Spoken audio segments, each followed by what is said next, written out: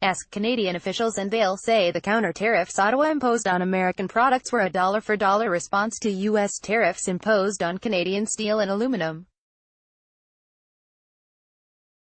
Kentucky's Republican governor has his own theory. Canada did to make money. People can say it was for tit-for-tat, and maybe arguably so, but it's a straight-up money grab, Governor Matt Bevin said in an interview with CBC Radios The House at his office in the majestic marble-domed state capitol building in Frankfort, Kentucky. When Canadian retaliatory tariffs totaling $16.6 billion were imposed on the U.S., Kentucky was carefully targeted. The 10% duties on the state's major exports, like bourbon and playing cards, were meant to pressure notable Republicans like Senate Majority Leader Mitch McConnell and Senator Rand Paul. Both hail from the bluegrass state.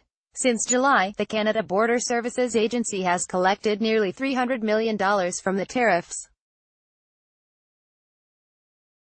But Bevin, who speaks often with Prime Minister Justin Trudeau and members of his cabinet, argues that Trudeau's Liberals noticed Canadians have a fondness for Kentucky-style whiskey and saw a way to make a profit. U.S. President Donald Trump slapped Canada with the metal tariffs under the Trade Expansion Act Section 232, claiming the dumping of foreign steel and aluminum, which the administration later admitted was mostly the fault of China, threatened national security. The citizens will pay for it, the governor, who is up for re-election in 2019 in a state that historically has put Democrats in his job, argues duties are imposed either for national security or for money. He accuses Canada of padding its bottom line at its citizens' expense. You don't have a bourbon industry in Canada. No Canadian citizen is going to see any direct benefit from that. The government will use those monies for whatever, Bevin said. The citizens will pay for it. Canada is Kentucky's largest trading partner, accounting for just under $8 billion in exports each year. Trade with its next largest trading partners, the UK and France, doesn't amount to even half of that. Prime Minister Justin Trudeau and Kentucky Governor Matt Bevin speak during a photo op in Providence, Rhode Island. 154. While cars and vehicle parts account for most of the state's exports, its bourbon is a popular import in Canada and the industry is suffering under the weight of the tariffs. I don't know about whether this is a cash grab or not, but what I do know is when elephants fight, the grass gets trampled, said Carrie Richardson, the president of the board of the Bourbon Women Association. As bourbon grows, Kentucky grows, everybody has a stake in it. It's not just the distillers. Almost 18,000 jobs in the state rely on the liquor trade, from the farmers who grow the corn, to the truckers who transport it, to restaurant owners and their serving staff. Stocks of bourbon worth billions of dollars are aging in the state right now, and with every bottle that crosses the border, Kentucky's bourbon industry fears Canadian consumers will give up and pick a different drink because of the increased cost.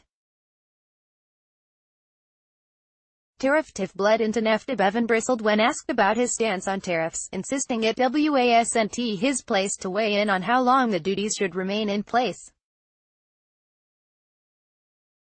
Pressed, he admitted the retaliatory taxes were damaging his state and had rather see Trump's tariffs gone. I'm a big believer, personally, in free market economies, he said, adding he still fully supports the Trump administration's stated goal of boosting the American economy.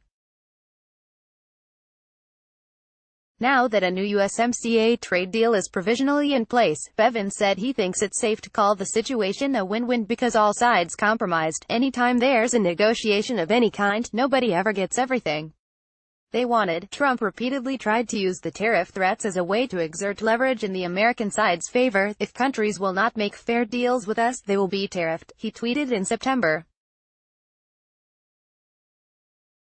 Foreign Affairs Minister Chrystia Freeland said during the negotiations that the Canadians were trying to treat NAFTA and the tariffs as two separate issues. However, as the talks became more tense ahead of the October 1 deadline, that tactic shifted dramatically. Trudeau even said last month that Trump had reassured him directly about the eventual disappearance of the tariffs, and that if we renegotiate NAFTA, there will be no need to worry about these other things. As October 1 drew closer, the Canadians attempted to score an exemption from auto tariffs and work out a way to have the metal tariffs lifted as well. Success on the first. No success, so far, on the second. Steel and aluminum tariffs remain in place, but the threat of car duties has been diminished. Canada will only be hit with them if Trump imposes the surtax worldwide. If that happens, Canada would be subject to a quota, which would be above our current automotive production levels. Even a Republican governor doesn't know how the tariff battle will end, as it relates to 232, that is gelatinous at best. It isn't solid. We don't know where it will ultimately settle out, Bevin said. While politicians on both sides of the border continue to push often competing agendas, Kentuckians are paying the price. The longer that this continues, the more folks like that are getting hurt, Richardson said.